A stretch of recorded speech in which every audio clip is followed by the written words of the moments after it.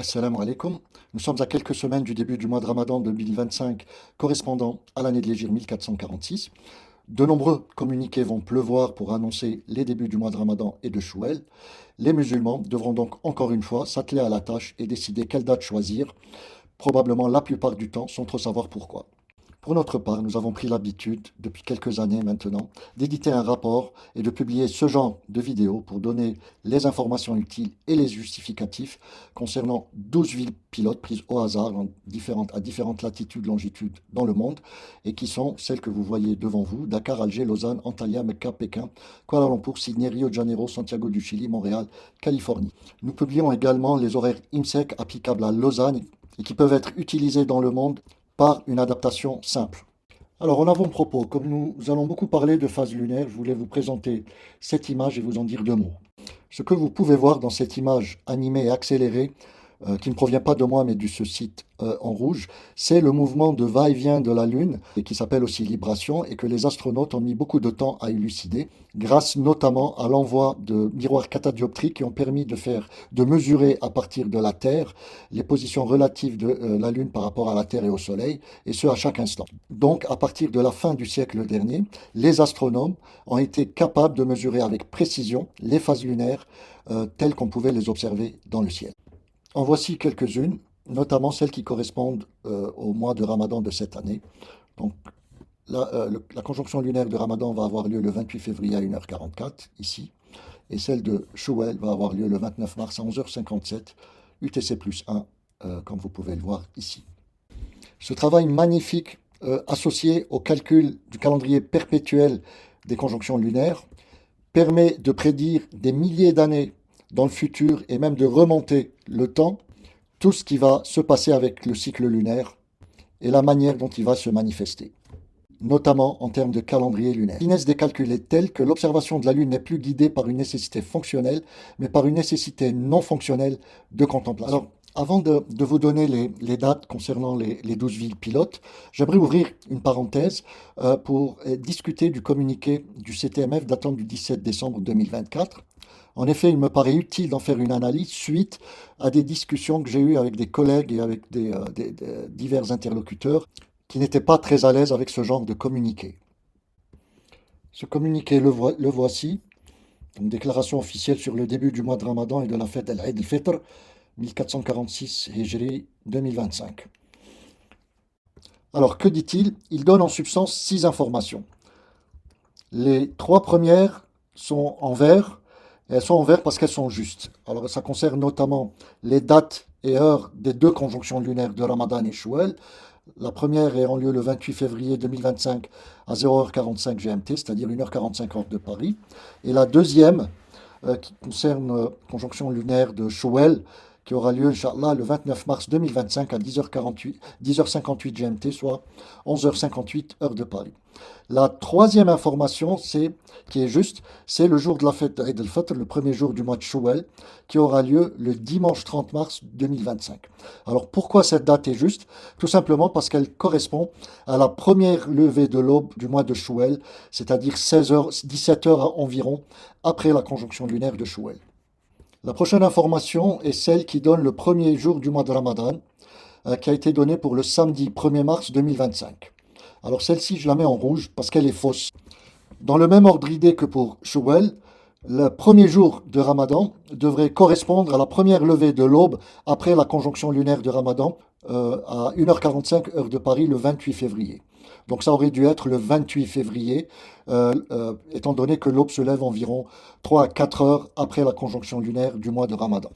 Or, ce qu'on nous dit, c'est qu'il ne faut pas commencer à jeûner le 28 février, mais le 1er mars, c'est-à-dire à la deuxième levée de l'aube.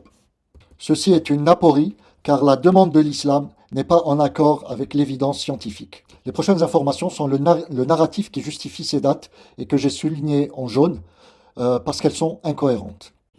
En effet, on nous dit que les conditions requises pour l'observation du nouveau croissant de Ramadan dans le monde seront réunies, Inch'Allah, le même jour à partir de 14h43 GMT, soit 15h43 heure de Paris. Alors ceci est impossible. Pourquoi? Parce qu'il s'agit d'une nouvelle lune de 14 heures d'âge, qui requiert des conditions de visibilité exceptionnelles qu'on ne découvrira que lors du jour de l'observation. Faire cette prédiction 2 mois et demi avant le jour J, c'est impossible. Il ne faut pas confondre prédiction scientifique et jeu de hasard. Et c'est encore pire pour la nouvelle lune de Chouel, qui aura le 30 mars à 1h12 heure de Paris, 13 heures d'âge. Alors pour vous rendre compte de cette difficulté, je vous propose de voir ces trois images qui montrent la nouvelle lune à trois âges différents, 38 heures, 22 heures et 14 heures. Alors en effet, le calcul scientifique n'a aucun mal à anticiper l'observation d'une nouvelle lune de 38 heures, bien sûr couverture nuageuse mise à part, et même à anticiper l'observation de cette nouvelle lune de pratiquement 24 heures, à condition qu'elle soit faite bien entendu par un observateur avisé, et ceci aussi bien avec les instruments que sans les instruments. Quant à celle de 14 heures, on voit que c'est pas un croissant, c'est un arc de lumière qui apparaît sur le bord et qu'il est difficile de voir s'il n'y a pas des conditions de visibilité exceptionnelles. Les scientifiques, par exemple, de l'US Navy le confirment, mais en général, tout le monde le sait. Et on peut voir ici que ce qu'ils disent, c'est qu'en général, si on veut faire une prédiction normale, il faudrait que la nouvelle lune ait 24 heures d'âge minimum. Ils citent également les records du monde de 12 heures et d'environ 16 heures avec et sans les instruments, mais ils disent que c'est des observations exceptionnelles, c'est des records du monde qui ont été faits dans des conditions de visibilité exceptionnelles, et ça ne doit pas être considéré comme étant la norme dans les calculs, dans les critères de visibilité. Alors, à la fin de cette lecture du communiqué, on s'aperçoit qu'il y a deux problèmes. L'un lié au paradigme lui-même, au calendrier lui-même, et l'autre qui est lié à son utilisation. Le premier problème est généré par deux carences. La première, elle est spécifique à ce type de calendrier qui calcule un critère de visibilité. Et la seconde carence est spécifique de tous ces calendriers qui ne respectent pas les propriétés du calendrier lunaire de manière stricte. Alors nous allons commencer par expliquer quels sont les problèmes qui se cachent dans ces paradigmes et qui vont eux-mêmes clarifier les problèmes d'utilisation. Alors, la carence dont souffre le paradigme peut être représentée par ce schéma. Que nous dit-il? Alors, il faut savoir que pour définir un calendrier lunaire, il faut au préalable respecter de manière stricte la période synodique du mois lunaire, c'est-à-dire celle délimitée par deux conjonctions lunaires consécutives, dans laquelle elle s'inscrit naturellement. Cette période est ici délimitée par les barres vertes. Mais ce qui a été fait, selon les termes même du communiqué, c'est la déformation implicite de cette période naturelle, dont les limites ont été transgressées et remplacées par ces limites en rouge qui correspondent aux limites de visibilité, l'une de 14 heures et l'autre de 13 heures pour Chouel. Alors le problème est le même qu'il y ait 6, 12, 24 ou 48 heures. C'est un problème qui est spécifique au paradigme qui calcule un critère de visibilité, de sorte que si une activité a lieu dans cet intervalle, elle sera amputée d'un jour. Par contre, si elle a lieu dans cet intervalle, il sera indûment ajouté un jour au calendrier. C'est ce qui s'est passé pour le premier jour de Ramadan, puisque la première aube a eu lieu ici. Alors que là, il ne s'est rien passé puisqu'il n'y a pas eu d'aubes qui ont eu lieu dans cet intervalle. Le problème aurait été inversé si on avait, par exemple, agendé une activité qui commence au Maghreb. À ce moment-là, on n'aurait pas eu de problème ici, mais on aurait ajouté un jour dans ce cas-là. C'est-à-dire, dans le premier cas, on aurait eu une contraction de calendrier, une perte d'un jour, et dans le second cas, on aurait eu une extension de calendrier, on gagne un jour. Alors, en ce qui concerne la deuxième carence, elle concerne tous les calendriers qui ne respectent pas les propriétés d'un calendrier lunaire. C'est une hypothèse, reliquat des siècles derniers, dont on découvre aujourd'hui, notamment après les années 50, lorsque le cycle lunaire a été élucidé, eh bien, que cette hypothèse est infondée. Et elle est responsable notamment du fait qu'à chaque fois que la conjonction lunaire a lieu la nuit, le premier jour est faux, et à chaque fois qu'elle a lieu le jour, le premier jour est correct. Et c'est systématiquement comme ça, tout le temps. On voit là que cette hypothèse a transformé la nuit comme une zone incompatible avec la conjonction lunaire. C'est devenu fatalement une zone de rejet, d'exclusion du premier jour d'un mois lunaire. Alors comment est-ce possible? Est-ce que c'est la faute à Allah Azza wa Jal qui a dit dans son Saint-Coran وَالسَّمَاءَ رَفَعَهَا وَوَضَعَ الْمِيزَانَ أَلَّا تَطْغَوْا فِي الْمِيزَانِ? Ou alors est-ce que c'est la faute à des pauvres créatures qui n'ont pas su comprendre le message divin et qui se sont basées sur une herméneutique défaillante? Cette hypothèse infondée stipule que la nuit précède toujours le jour et commence de manière absolue au coucher du soleil. C'est ce qui définirait un jour légal, à l'instar du jour légal solaire qui commencerait à minuit. Sauf que nous savons, puisque nous l'avons mesuré par exemple à Lausanne sur 100 ans, le jour précède la nuit une fois sur deux et la nuit précède le jour une fois sur deux. Ceci bien entendu dans le cadre lunaire. La figure suivante explique ce qui se passe. Alors ce qu'on y voit notamment, c'est la situation du dernier jour du mois de Sha'ban à Lausanne, le 28 février 2025, et celle du dernier jour du mois de Ramadan, le 29 mars 2025. Alors concentrons-nous maintenant sur la première figure. Ce qu'on y voit notamment, ce sont 4 couronnes numérotées de 1 à 4 qui représentent chacune un paradigme, un calendrier lunaire. Et ce qui est d'autant plus important, c'est les couleurs. Le vert représente la couleur d'inclusion du premier jour, le blanc représente la couleur d'exclusion du premier jour du mois lunaire. Alors la partie blanche, par exemple, nous donne l'étendue de la nuit par rapport à telle qu'elle est définie dans chaque paradigme. Donc on voit par exemple pour le calendrier numéro 2, on voit que la nuit s'étend entre le coucher du soleil ici et la levée de l'aube. Par contre, pour le calendrier 3, par exemple, on voit que la nuit ne commence pas au coucher du soleil, mais elle commence un peu avant, environ 3/4 d'heure avant, pratiquement 1 heure, et elle s'arrête à l'aube ici. Alors, ce calendrier 3, c'est précisément le calendrier qui a été utilisé par le Conseil théologique des musulmans de France. Pour le calendrier 4, on verra ce que c'est après, c'est pire parce que la nuit ne commence pas au coucher du soleil, ici, mais elle commence pratiquement à la sortie de l'aube astronomique, c'est-à-dire on est encore dans la pénombre. Enfin, on voit que pour le calendrier 1, il n'y a pas de zone d'exclusion, il n'y a pas de nuit d'exclusion du premier jour du mois lunaire. Donc c'est pour ça que ce calendrier est entièrement vert. Explication. Il s'agit de comprendre comment ces zones d'exclusion, en blanc, sont générées par les paradigmes. Alors pour comprendre cela, nous devons nous aider d'une horloge de 24 heures, c'est-à-dire pour laquelle l'aiguille horaire fait un tour d'horloge en 24 heures et non pas 2 tours d'horloge. Et dans ce cas, vous voyez que minuit c'est là, 12 heures c'est là, midi, 6 heures c'est à l'est, 18 heures c'est à l'ouest. Sur cette horloge sont visibles plusieurs informations utiles. D'abord les temps, Shoroq, Maghreb, Isha. Et en orange, l'aube astronomique, c'est-à-dire l'aube qui est délimitée par 2 temps, T18 et T12. T18 étant l'instant où le soleil est 18 degrés en dessous de l'horizon, à Lausanne, et T12, c'est l'instant où le soleil est 12 degrés en dessous de l'horizon. On sait que l'instant de l'aube effectif, Imsak Fajr, est contenu dans cet intervalle. Alors, j'ai représenté l'aube astronomique au lieu de simplement l'instant du Fajr, pour 2 raisons. La première, c'est que pour déterminer le premier jour du mois lunaire, on n'a pas besoin de savoir l'instant du Fajr dans 98% des cas. Et la deuxième, parce que je connais l'instant du Fajr de manière précise, à 1 minute près, uniquement à Lausanne. Le trait bleu indique l'instant d'occurrence de la conjonction lunaire, par exemple ici celle du Ramadan le 28 février 2025 à 1h44 UTC+1, et prolongé pour nous dire est-ce qu'il va franchir une zone blanche d'exclusion ou une zone verte d'inclusion. Alors nous voyons ici que la nuit n'a plus sa connotation naturelle d'alternance du jour, elle est devenue une notion technique généralisant son assimilation à une zone horaire d'exclusion du premier jour du mois lunaire. Alors la question se pose, comment une mauvaise hypothèse comme celle-ci peut générer des zones d'exclusion du premier jour? Alors commençons par voir pourquoi ce calendrier est entièrement vert. D'abord, il respecte strictement les délimitations de la période synodique du mois lunaire, et ensuite il ne fait aucune supposition sur la précédence nuit-jour. Et quelle que soit cette précédence, il définira le premier jour correctement. On le voit ici, la conjonction lunaire a lieu le 28 février à 1h44. La première levée de l'aube a lieu 3h50 après cette conjonction lunaire. On le voit par ce tracé rouge. Dans ce cas, le premier jour du mois de Ramadan sera le même jour que celui de la conjonction lunaire, c'est-à-dire le 28 février 2025.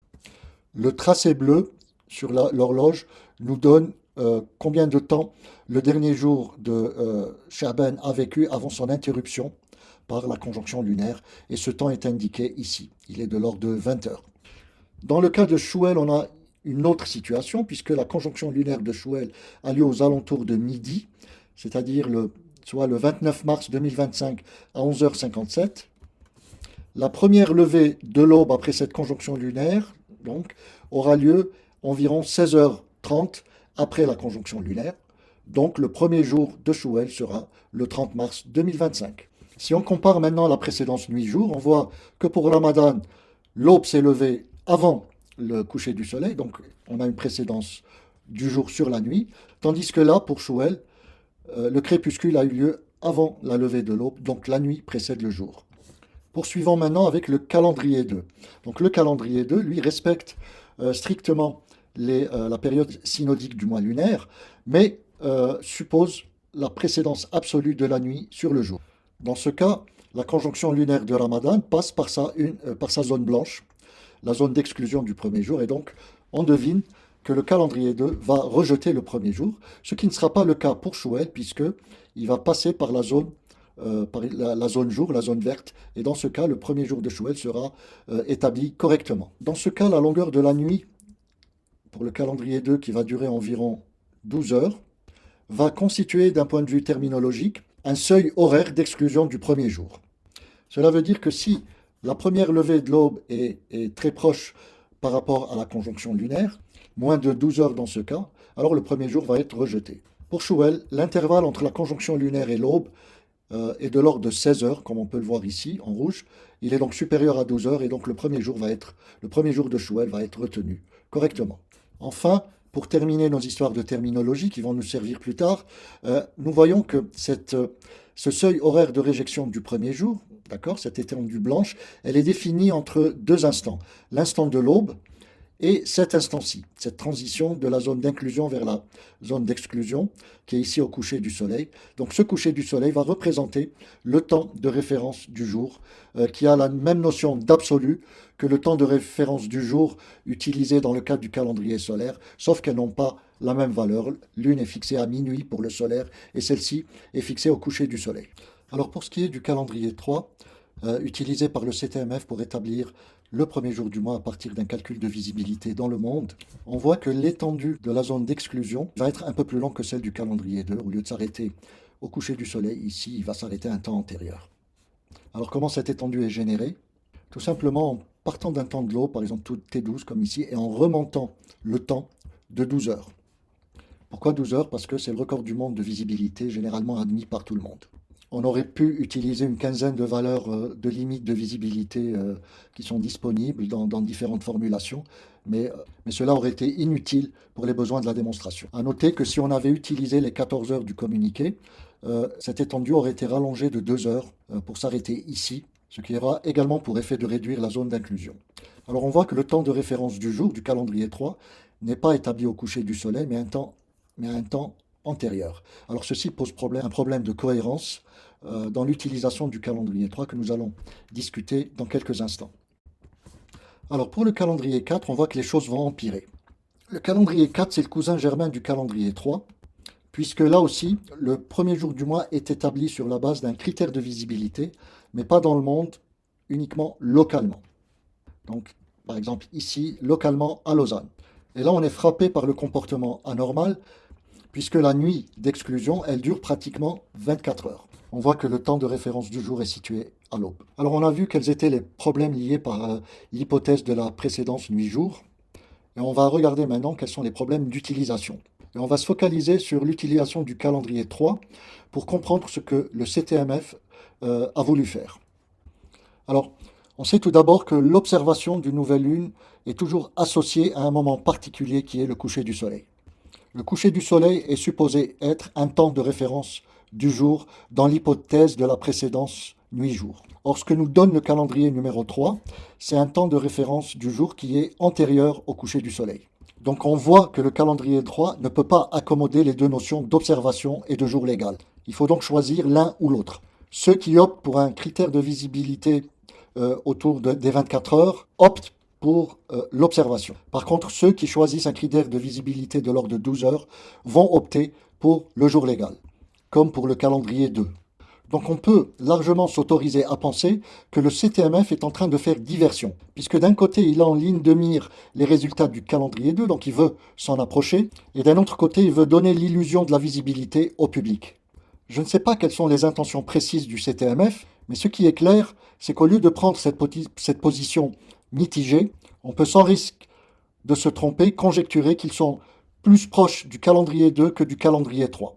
Et si c'est le cas, je les invite d'adopter le narratif du calendrier 2 et éviter cette position inconfortable. Alors ce que je dis ne concerne pas seulement le CTMF, mais tous ceux qui veulent utiliser un critère de visibilité centré sur les 12 heures dans le contexte du calendrier numéro 3. Ici clôt l'analyse du communiqué du CTMF ainsi que de ses incohérences. Et nous allons maintenant aborder le sujet suivant qui est un rappel des calendriers et du contexte actuel. Alors, le tableau suivant résume les paradigmes utilisés par les musulmans dans le monde. Le premier de bas en haut, c'est le calendrier 5, qui n'est rien d'autre que Somo li ru'yatihi waftaru li ru'yatihi wa in ghumma alaykum atimmu thalathin. Et bien sûr, il tient compte de la couverture nuageuse. Alors ce calendrier a servi pendant plus de 14 siècles.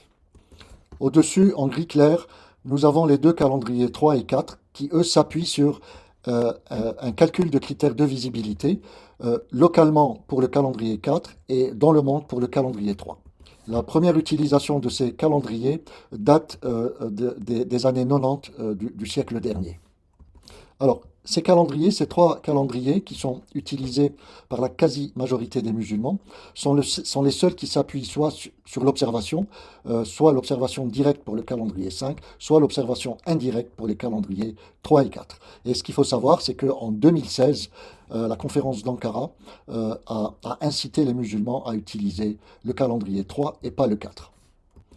Les deux calendriers restants, 1 et 2, ne font eux aucun recours à l'observation directe et indirecte. Ils s'appuient plutôt sur le respect de la période synodique du mois lunaire délimitée par deux conjonctions lunaires consécutives. La seule différence réside dans l'usage de l'hypothèse de la précédence absolue de la nuit sur le jour. Le calendrier 2 l'adopte, le calendrier 1 la refuse.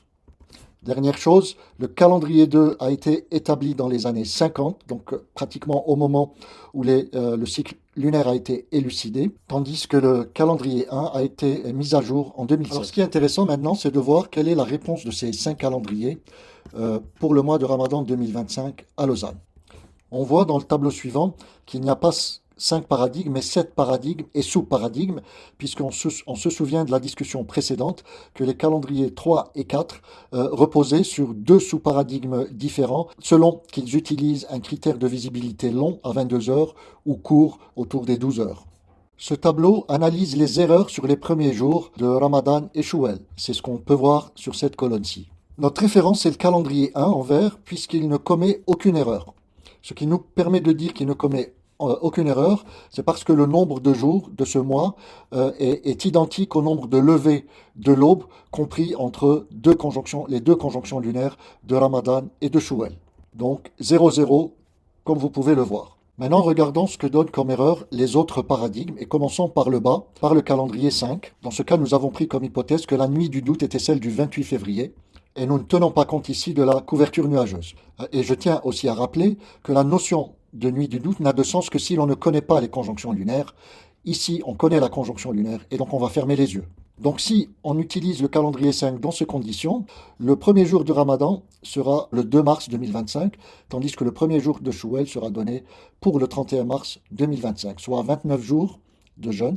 Et nous voyons le niveau d'erreur, il est de 2 jours sur le Ramadan, 1 jour sur Shawwal, donc en tout 3 jours d'erreur.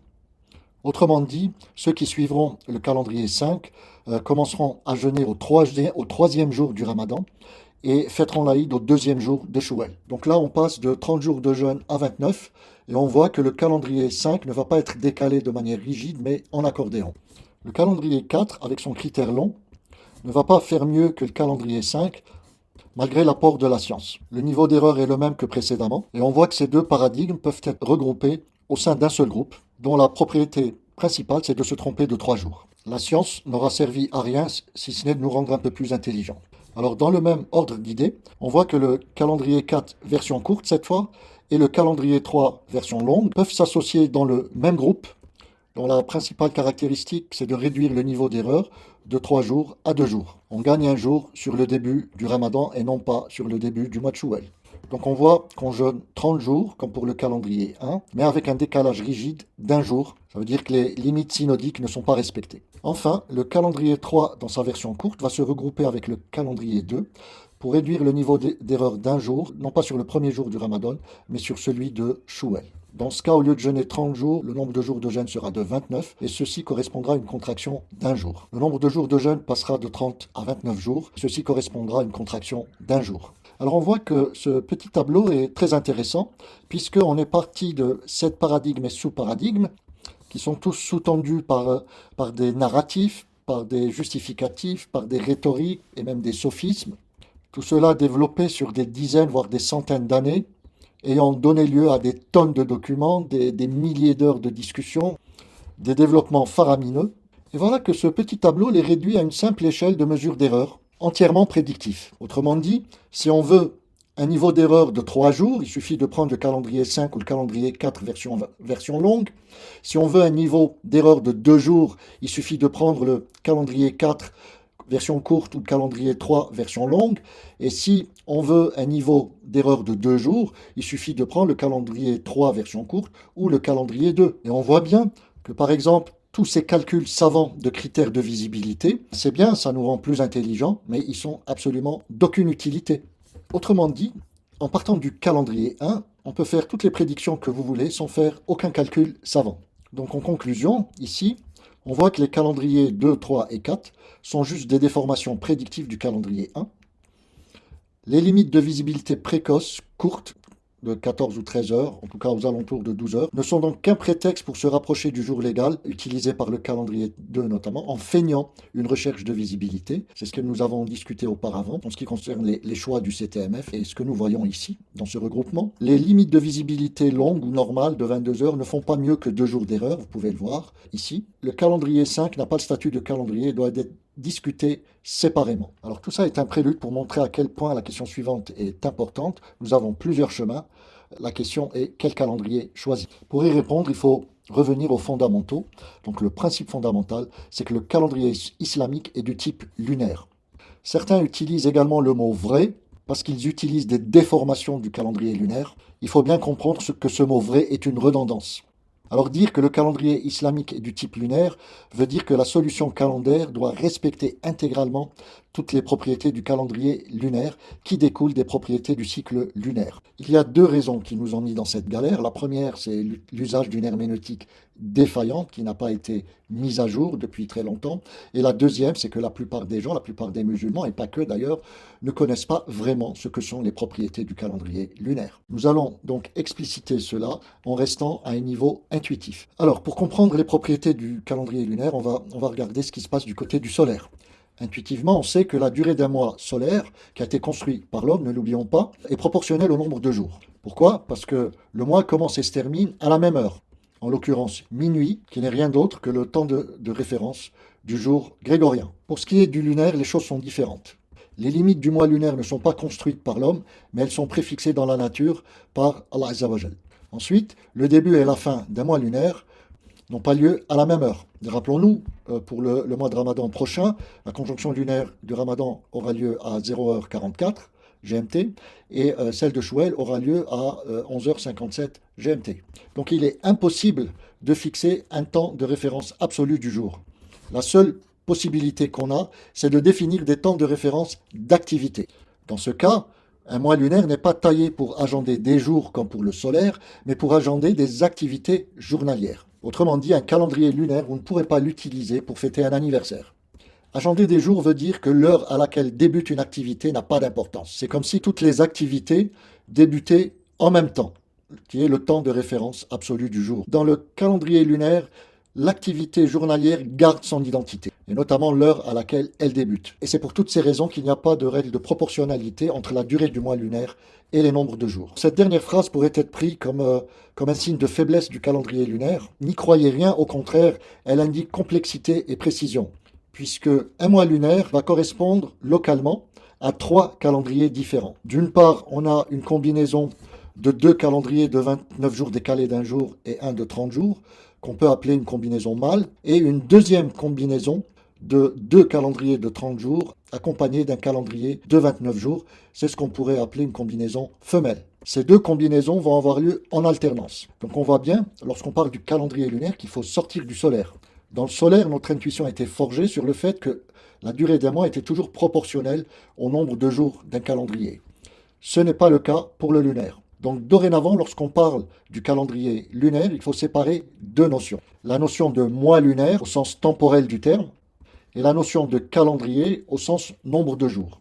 Et la relation entre les deux est de 1 pour 3. Ce qui veut dire qu'une activité qui a lieu à l'aube ne va pas forcément partager le même calendrier lunaire qu'une activité qui a lieu au milieu de journée ou au coucher du soleil ou un peu plus tard dans la nuit. Dans le monde, c'est la même chose. Un mois lunaire va correspondre pour chaque activité journalière prise à part à 3 régions calendaires dans la même combinaison mâle ou femelle. On voit ici une subtilité se dessiner. Le paradigme de calendrier lunaire, la définition du calendrier lunaire, elle est universelle, puisqu'elle est définie de la même manière partout dans le monde. Par contre, son application dans le monde n'est pas universelle, puisqu'il existera toujours 3 régions calendaires chaque mois. Cette subtilité n'a pas été comprise par nos contemporains parce qu'ils n'avaient pas posé le problème sur les bons rails. Et sans cesse, ils ne savaient pas ce qui était universel ou non universel dans les propriétés du calendrier lunaire. Alors vous trouverez cette discussion intéressante dans un papier que nous avons publié il y a une année. Alors voyons maintenant comment une activité ira dans tel ou tel calendrier. Alors imaginons maintenant qu'on a une montre de 24 heures qui projette l'instant de la conjonction lunaire. On voit alors que toutes les activités qui auront lieu dans cet intervalle entre la conjonction lunaire, l'instant de la conjonction lunaire et minuit débuteront le premier jour du mois à la même date que la conjonction lunaire. Et celles qui auront lieu après minuit, elles débuteront leur activité le lendemain. Donc on voit ici qu'un jour lunaire correspond à 2 jours solaires, l'un qu'on appellera au plus tôt et l'autre qui sera au plus tard. Alors dans le monde, on aura pour chaque activité 2 régions calendaires qui est séparée par exemple par cette bande. Alors cette image est complètement fictive, elle n'a pas été calculée, c'est simplement pour vous donner un exemple. Alors maintenant, en ce qui concerne les calendriers mensuels, imaginons qu'on a la même montre de 24 heures et qu'on puisse projeter les 2 instants des conjonctions lunaires, la plus proximale en termes de temps et la plus distale. Toutes les activités qui auront lieu entre minuit et ce premier moment, dans cet intervalle de temps, elles seront gérées par le calendrier que l'on va appeler numéro 1.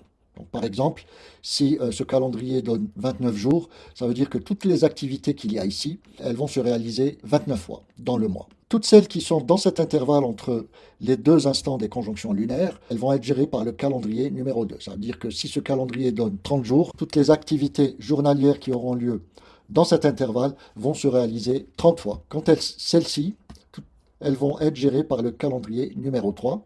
Ça veut dire que si ce calendrier numéro 3 donne 29 jours, les activités journalières ici vont se réaliser 29 mois, mais décalées d'1 jour par rapport à celle-ci, par exemple. Et dans le monde, pour chaque activité, on aura 3 régions calendaires, vous voyez ici, entre ces 2 bandes, soit 2 fois 29 et 1 de 30 jours, soit 2 fois 31 de 29 jours. Alors, pour vous donner un exemple concret, on va voir ce qui se passe, par exemple, à Lausanne, le multicalendrier lunaire à Lausanne. Donc, vous voyez, cette table résume une série d'activités et donne le premier jour de Ramadan, le dernier jour de Ramadan pour chacune de ces activités, ainsi que le nombre de jours. Et on voit ici, de par les couleurs, qu'on a déjà 3 calendriers mensuels différents et on voit aussi qu'on a 2 premiers jours et 2 derniers jours. Vous avez une activité quelconque qui commencerait à 0h30, elle serait contenue entre minuit et la conjonction lunaire à 1h44 GMT plus 1.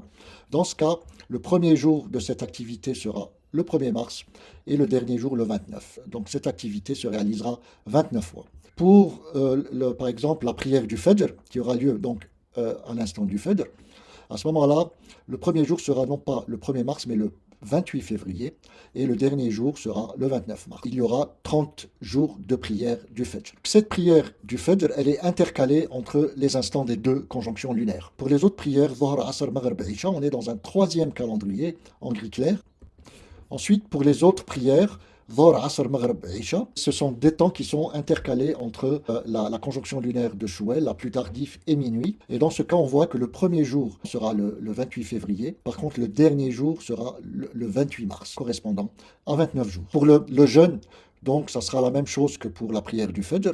Donc, premier jour le 28 février, dernier jour le 29, donc 30 jours de jeûne. Et pour la nuit du destin et le Tarawih, elle partagera le même calendrier que les prières de Dhuhr, Asr, Maghrib et Isha.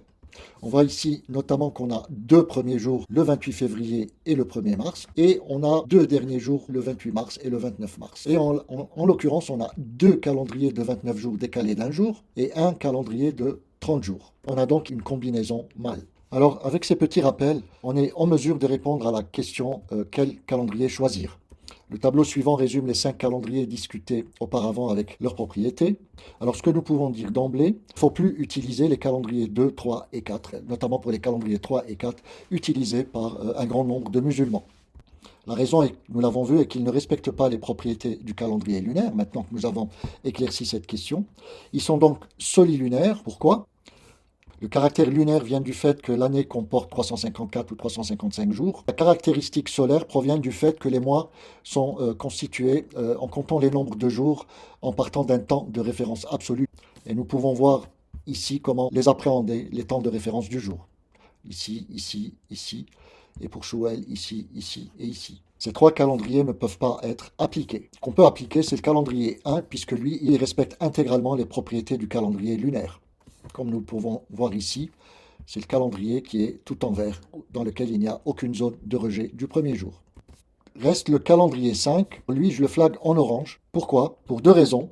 D'abord, on ne peut plus l'utiliser aujourd'hui car sa condition d'application n'est plus valable. Sa condition d'application, c'est l'existence de la nuit du doute, ce qui n'est plus le cas aujourd'hui puisque nous connaissons les conjonctions lunaires. Par contre, on peut encore l'utiliser si on décide de se retirer du monde, sans aucune source d'information, sans ordinateur, sans téléphone. À ce moment-là, nous n'aurons que nos yeux pour décider du début ou de la fin d'un mois lunaire. Cette longue parenthèse, qui j'espère sera profitable à plus d'un, me permet maintenant de présenter les résultats des calendriers pour le mois de Ramadan 2025. Alors, premier tableau, nous avons les dates du premier jour de Ramadan et de Shouel pour le jeûne. Trois calendriers se dessinent en blanc, en gris foncé et en gris clair. On commence par l'Est. Sydney, Pékin, Kuala Lumpur. Nous voyons également ici le réseau horaire. Durant cette période de Ramadan, il y aura 29 jours, c'est-à-dire que l'aube va se lever 29 fois. La première fois le 1er mars et la dernière fois le 30 mars. Pour le deuxième groupe, incluant Mecca, Antalya, Lausanne, Alger, Dakar, Rio de Janeiro, Montréal, Santiago du Chili. Donc voici le fuseau horaire. Notez que pour Montréal, on passera de l'hiver à l'été durant le mois de Ramadan. Il y aura 30 jours de jeûne, puisque l'aube, cette fois-ci, va se lever 30 fois. La première fois le 28 février et la dernière fois le 30 mars. Pour le dernier groupe, en gris clair, incluant seulement la Californie, nous voyons que nous passerons à l'heure d'été durant le mois de Ramadan. Dans ce cas, il y aura 29 jours de jeûne, comme pour le premier groupe, sauf que le calendrier sera décalé d'un jour par rapport au groupe blanc, puisque le premier jour sera le 28 février et le dernier jour le 29 mars. Et ainsi, l'aube se lèvera 29 fois. Alors, dans la dernière colonne, nous voyons les dates des nuits potentielles du destin. La 21e nuit du destin, potentiellement, va commencer à l'ouest des États-Unis le 19 mars. Et elle se prolongera dans le monde entier le lendemain 20 mars. Ensuite, comme vous pouvez le voir, c'est tous les 2 jours. La 27e nuit potentielle du destin sera dans l'ouest des États-Unis le 25 mars et le lendemain 26 dans les 11 villes restantes. La nuit potentielle du destin prend le coucher du soleil comme temps de référence d'activité. Nous voyons que ces dates se divisent en 3 groupes. Le premier, c'est le groupe jaune. Dans ce cas, par exemple, la 21e nuit potentielle du destin correspond au 21e jour de jeûne. Tandis que pour les 2 autres groupes, la 21e nuit potentielle du destin correspond au 20e jour de jeûne, là et là. Pourquoi cette différence? Parce que ici, c'est le jour qui précède la nuit, alors que dans les 2 autres groupes, c'est la nuit qui précède le jour. Nous avons mis des couleurs différentes là et là, car les calendriers étaient décalés. Alors maintenant, on en arrive au calendrier de la prière de Tarawih. Le temps de référence de l'activité est pris à l'instant à Isha plus 1 heure. Et on voit qu'on a 3 calendriers de 2 de 30 jours et 1 de 29 jours. Et on voit aussi que les 12 villes vont se regrouper différemment. Sydney tout seul et la Californie accompagnée de Santiago du Chili. Le premier calendrier commence le 28 février et se termine le 29 mars. Dans le deuxième groupe, idem, le premier jour de calendrier commence le 28 février, mais se termine le 28 mars, un jour avant, donc on aura 29 jours. Et le dernier groupe commencera le 27 février et se terminera le 28 mars, soit 30 jours. Nous voyons qu'il y a 2 jours, 27 et 28 février pour le premier jour, contrairement au calendrier précédent où c'était le 28 et le 1er mars. Et nous voyons que les 2 derniers jours sont le 28 et le 29 mars, contrairement au calendrier précédent où c'était le 29 et le 30 mars. La nouveauté ici, que je n'ai pas détaillée, dans les calendriers qui ne respectaient pas les propriétés du calendrier lunaire, les musulmans n'utilisaient que 2 scénarios. La prière de Tarawih précédait le premier jour de jeûne et le dernier jour de jeûne. Par contre, si on utilise le calendrier 1 qui respecte les propriétés du calendrier lunaire, alors à ce moment-là, nous avons 2 scénarios en plus, dans lesquels le premier jour de jeûne peut précéder Tarawih, ainsi que le dernier jour de jeûne. De manière générale, Tarawih peut ouvrir et fermer le mois. Je vous laisse regarder ce qui se passe dans chacune de vos villes, mais toutes ces dates, aussi bien de ce tableau-là que les dates précédentes, peuvent être vérifiées dans les figures de couronne que j'ai adjoints dans cette vidéo. La prochaine table, c'est la table de confusion. Elle s'appelle ainsi, non pas pour semer la confusion, mais pour la dissiper. Elle résume les dates des premiers jours pour les 12 villes selon les 4 calendriers, aussi bien pour le premier jour de Ramadan que pour le premier jour de Shawwal. Les 2 tables sont apposées en miroir. Les dates justes sont en gris clair et les dates fausses sont en gris foncé. Le calendrier 1 est marqué par la couleur verte pour indiquer que c'est le calendrier qui respecte les propriétés du calendrier lunaire. Celles-ci sont en rouge parce que ce sont des déformations du calendrier numéro 1. Donc cette table permet de comparer ce qui se passe entre les villes et entre les calendriers. Alors on voit que l'ensemble des réponses de ces dates permettent de regrouper les villes en plusieurs groupes. D'abord, pour le premier groupe, si on regarde ce qui se passe au premier jour de Ramadan, on a ce premier groupe, Sydney, Pékin, Kuala Lumpur, pour lesquels les 3 calendriers 1, 2 et 3 vont donner les bonnes dates, mais pas le calendrier 4. Pour le groupe jaune, seul le calendrier 1 peut donner les bonnes dates, mais pas les 3 autres calendriers. Et pour la Californie, de nouveau, les calendriers 1, 2 et 3 vont donner les bonnes dates, mais pas le calendrier 4. Alors, la Californie et ce groupe ne sont pas de la même couleur car les calendriers sont décalés. Pour le premier jour de Shawwal, idem, on a un regroupement différent de ces villes, puisque cette fois-ci, par exemple, Sydney et Pékin ont une bonne date pour le calendrier 1, mais aucune pour les 3 autres calendriers. Kuala Lumpur est la seule à avoir 2 bonnes dates par le calendrier 1 et 2, mais pas pour le calendrier 3 et 4. Ce groupe violet, Mecca, Antalya, Lausanne, Alger, Dakar, Rio de Janeiro, Santiago du Chili, donne des bonnes dates via les calendriers 1, 2 et 3, mais pas pour le calendrier 4. Montréal est la seule ville pour lesquelles les 4 réponses seront justes, exceptionnellement. Et la Californie, seul le calendrier 1 donne une bonne date, mais pas les 3 autres calendriers. Et la Californie est de couleur différente que le groupe Sydney-Pékin parce que les calendriers sont décalés. Donc par exemple, en particulier, si on regarde ce qui se passe avec le calendrier 3, à Lausanne, on voit que la date du 1er mars sera fausse, mais pas celle du 30 mars pour Shawwal. Donc dans ce cas, ce calendrier va subir une contraction d'1 jour par rapport au calendrier 1. Alors c'est intéressant de voir tout à l'heure dans les figures de couronne pourquoi les 4 calendriers donnent une bonne réponse pour la ville de Montréal. Donc comme vous pouvez le voir, cette table est vraiment très intéressante pour avoir une vue globale, une vue synoptique de tout ce qui va se passer dans le monde, en tout cas incarné dans ces 12 villes pilotes, par rapport à la réponse des différents calendriers. Alors, autre table, même format, elle concerne le résumé de tous les temps de référence absolue du jour, qui sont des anomalies, qui concernent les 3 calendriers 2, 3 et 4. Calendrier 1 n'est pas concerné. Ce que vous avez en bleu, c'est les horaires des couchers du soleil, qui correspondent au calendrier 2, tandis que pour les calendriers 3 et 4, ce sont des temps antérieurs. Donc vous voyez, c'est mesuré et c'est précis. Ce temps de référence du jour est l'un des temps qui borde la zone horaire d'exclusion. Les durées sont résumées ici. Pour le calendrier 1, elle est de 0, bien sûr. Donc le seuil horaire de réjection et le temps de référence du jour sont 2 manières différentes mais équivalentes pour signaler et mesurer cette. Alors on peut vérifier toutes ces dates, tous ces temps dans les figures de couronne que voici. Donc, ceci pour Dakar. Donc, je les passe une à une au cas où certains d'entre vous voudraient vérifier ces valeurs. Donc, voici ce qui se passe pour Dakar. Nous allons commenter simplement ce qui va se passer pour Lausanne et Montréal. Donc, Dakar, Alger, Lausanne, Antalya, Turquie, Mecca, Pékin, Kuala Lumpur, Sydney, Rio de Janeiro, Santiago du Chili, Montréal,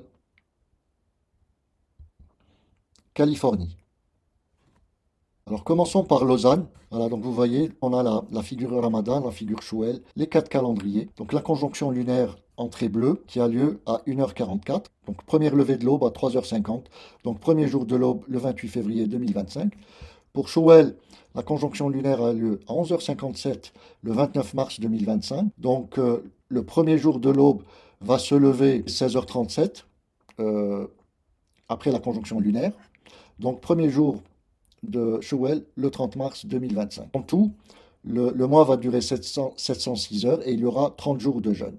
Il y aura aussi 29 jours de Tarawih. Ici, ce qu'on voit, c'est que la nuit du doute sera, les nuits potentielles du doute sera le 20, 22, 24, 26 ou 28 mars. Pourquoi? Parce que on a une précédence du jour sur la nuit. L'aube se lève avant le coucher du soleil. Le 20 mars correspond au 21e jour de jeûne qui correspond à la 21e nuit potentielle du destin.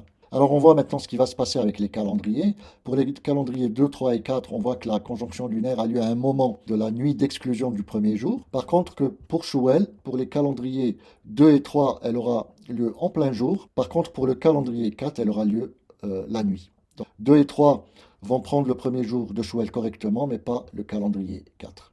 Et enfin, on voit ici les temps de référence du jour pour le calendrier 2. Donc là, on est autour de 18h20.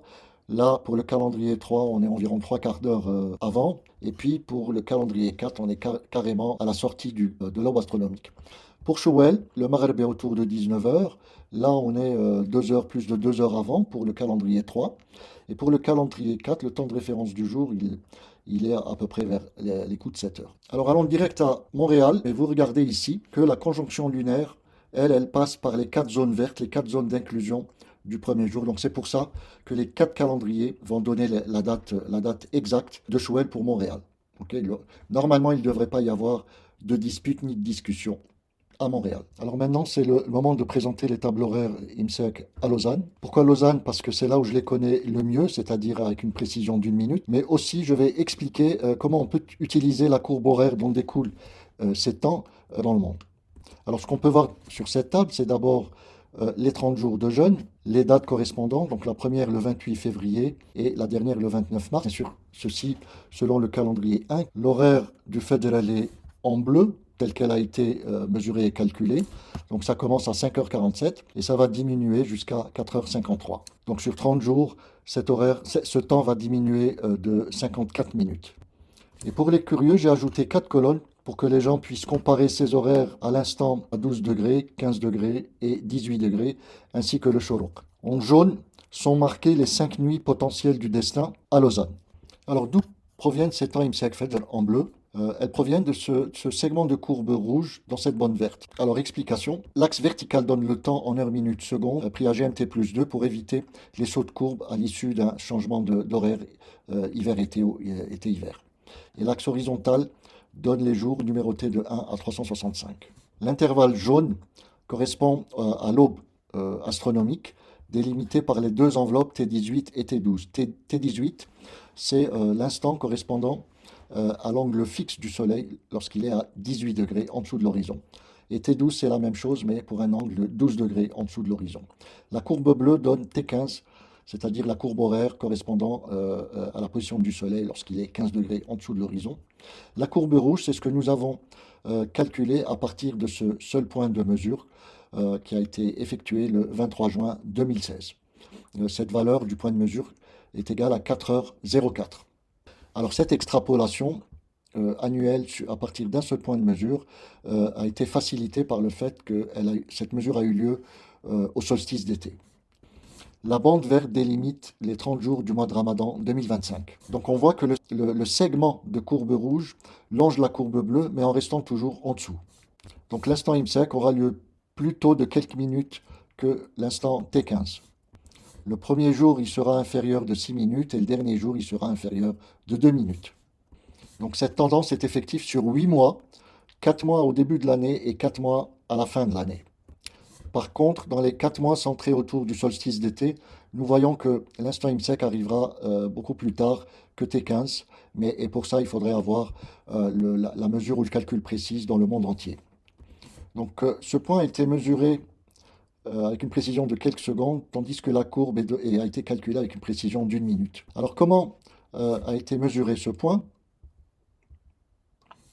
Une expérience observationnelle a été réalisée le 23 juin pour suivre et traquer l'évolution du fil blanc par rapport au fil noir. Et des images ont été acquises durant toute la nuit jusqu'au lever du jour. Nous pouvons voir 3 clichés ici qui ont été obtenus à 3h45, 3h55, 4h05, mettant en évidence l'évolution du fil blanc par rapport au fil noir jusqu'à l'instant IMSEC, qui a été obtenu lors de la réunification optique de la couche d'aérosol avec la troposphère libre en dessus. Nous avons les mêmes images ici, mais dans une exposition de couleurs uniques différentes, en marron, en vert et en violet, ici en couleur de gris, qui nous a permis de calculer une courbe de contraste à partir de ces 3 régions d'intérêt. À partir de là, nous avons modélisé le signal et nous avons obtenu la mesure précise de l'instant IMSEC à 4h05, corrigée d'1 minute. Ce qui est important de préciser, c'est que cette courbe horaire en rouge confirme les prédictions des astronautes du siècle dernier qui disaient que l'angle IMSEC n'était pas fixe. Alors en effet, cette courbe varie entre 16 degrés au solstice d'hiver et 12,4 degrés au solstice d'été à Lausanne. Cette courbe contredit fondamentalement toutes les écoles de fiqh qui fixent l'instant IMSEC à 18 degrés ou 15 degrés ou 12 degrés sur toute l'année. Alors la question qui se pose maintenant, c'est comment est-ce que cette courbe qui a été obtenue à Lausanne avec une bonne précision, une précision d'1 minute, comment peut-elle être utilisée ailleurs dans le monde?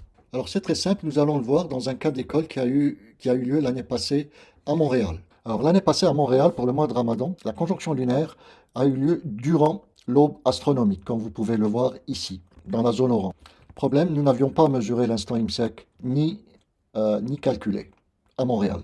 Pour résoudre le problème, nous avons utilisé la courbe horaire calculée à Lausanne de la manière suivante. Là, je reproduis l'aube astronomique à Montréal, GMT-4, le 10 mars 2024. T18, c'était à 4h38 et T12 à 5h12. La conjonction lunaire a eu lieu à 5h. Donc là, on voit déjà qu'on a 2 intervalles de temps entre T18 et la conjonction lunaire, et entre l'instant de la conjonction lunaire et T12. Alors pourquoi c'est important de les distinguer? Parce que si jamais l'instant IMSEC à Montréal avait eu lieu dans cet intervalle, le premier jour du mois aurait été le 11 mars 2024.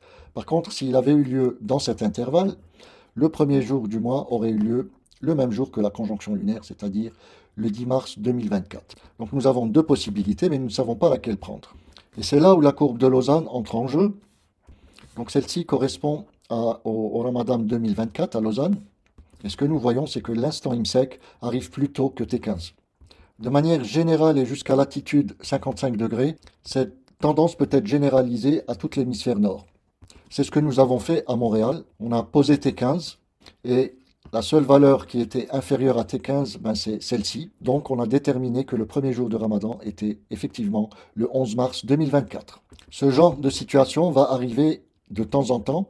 La probabilité que ça arrive à chaque conjonction lunaire, elle est de 2%. Donc il est important de déterminer les courbes horaires précisément dans toutes les villes pour pouvoir les utiliser quand on en a besoin. Alors, autre remarque, vous avez vu que cette année, dans les 12 villes pilotes, nous n'avons pas besoin de déterminer l'instant IMSEC pour déterminer le premier jour du mois, pour la simple et unique raison que la conjonction lunaire a eu lieu à l'extérieur de l'aube astronomique. Maintenant que nous avons toutes ces informations et cette connaissance générale, nous allons terminer par un épilogue correctif et une petite réflexion. Il y a 3 choses à dire importantes. La première, c'est que le premier jour hijri de Muharram, ce n'est pas le 16 juillet 622. Le choix a été porté sur l'année 622, mais le jour n'est pas le 16 juillet. Alors, c'est le 14 juillet 622 dans le continent américain et c'est le 15 juillet 622 dans le reste du monde. Pourquoi? Parce que la conjonction lunaire de Muharram en 622 a eu lieu le 14 juillet autour des 6h30. Donc, ceci doit être impérativement corrigé si on veut conserver une année hégérienne cohérente. Bien sûr, pour cela, nous utilisons le calendrier 1, mais même ceux qui suivent les calendriers 2 et 3, comme le CTMF par exemple, devraient pouvoir le confirmer. Ensuite, un calendrier lunaire ne devrait pas pouvoir agender d'événements comme les anniversaires, mais seulement des activités journalières. La naissance du prophète, par exemple, sallallahu alayhi wa sallam, les différentes batailles, Uhud, etc., ne peuvent pas être célébrées dans le calendrier lunaire et elles ne peuvent être célébrées que dans le cadre d'un calendrier solaire, donc par exemple les calendriers grégoriens. Les calendriers lunisolaires à ne pas confondre avec les calendriers solilunaires, eux aussi n'ont pas de fondement, si on reste dans ce même ordre d'idées. D'abord parce qu'ils mixent deux calendriers qui n'ont pas la même vocation, calendrier solaire agent des jours, calendrier lunaire agent des activités journalières. Et deuxièmement, une année qui serait tantôt 12 mois et tantôt 13 mois, ce n'est pas très cohérent. Alors il faut savoir qu'il y a à peu près une quarantaine de calendriers lunisolaires dans le monde. Certains musulmans préconisent aussi d'utiliser le calendrier lunisolaire pour différents prétextes, notamment en invoquant la saisonnalité par une interprétation des mois dits interdits en rapport avec la reproduction du règne animal. Cette interprétation a été rejetée dans le Saint-Coran, puisqu'Allah Azza wa Jal a invoqué les 12 mois pour une année. Alors ce dont il faut être conscient pour comprendre l'utilité de ce verset pour définir l'année lunaire, il faut se rappeler que le temps lunaire a été segmenté en unités de temps mensuelles. Donc tout ce qu'on a, c'est des mois. Combien de mois faut-il pour une année? La nature ne nous dit rien. Et c'est Allah Azza wa Jal qui lève cette ambiguïté dans les textes, donc dans le Coran. Et c'est pour ça que ce verset ne concerne que l'année lunaire. Le fait que le temps solaire est annuel, l'homme est libre de le segmenter en X morceaux en toute légitimité. Que ce soit 12 mois ou 24 ou 52, c'est à la discrétion de l'homme. Enfin, je voudrais terminer par une petite réflexion qui résume l'attitude des musulmans vis-à-vis de toute tentative d'amélioration de l'herméneutique de l'islam. L'islam nous apprend ce qu'est la sécurité de l'infini dans l'au-delà, ainsi que la résilience de l'éphémère ici-bas. Pour en bénéficier, il faut apprendre à rationaliser l'irrationnel et irrationaliser le rationnel. L'histoire du calendrier islamique est un cas d'école qui montre qu'on en est loin, car les gens préfèrent spéculer sur un ésotérisme au contour flou plutôt que de suivre un cheminement d'assurance aux issues dégagées, démontrables et mesurables. Les lois de l'équilibre sont ignorées, le déséquilibre est permanent.